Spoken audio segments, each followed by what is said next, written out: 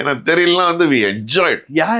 நாங்க வந்து அதாவது அட்லியும் விஜயும் சார் நாங்க எடுக்கிற ஒரு ஷாட்டுமே நான் இருக்கக்கூடிய அவங்க எடுத்துக்கலாம் அவங்க எப்படி பேசுறாங்கன்னு எனக்கு தெரியாது.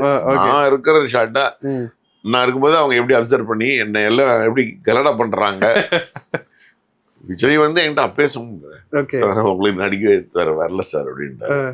அப்பாடா தேங்க்ஸ் கிளம்பிட வா வீட்டுக்கு கிளம்பிடுவாங்க. இல்ல sir you are living it அப்படின்னாரு. Okay okay okay you are not acting per se, நீங்க அந்த ஆக்டிங் வரணும்ன்ற இந்த இது இல்ல, you are living the character.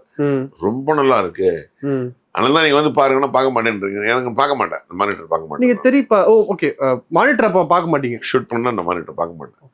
ஏன்னா டைரக்டரோட நம்ம என்ன பெரிய இது, அவரு ஓகேயான்னு சொல்லணும்.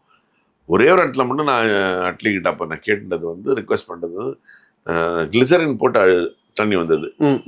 தம்பி அது வேணாமே, முடிஞ்சா அதை நீ எனக்காக ஒரு ரீஷூட் பண்ண முடியுமா, கிளிசரின் இல்லாம நான் பண்றேன். ஓகே. ஆனால் மறுநாள் அன்னைக்கு லைட் போயிட்டு மறுநாள் வந்து ask me to come early. Okay. Vijay sir வந்து முன்னாடி வந்தவங்க அந்த ஷாட் நான் முடிச்சிடறேன்னாரு.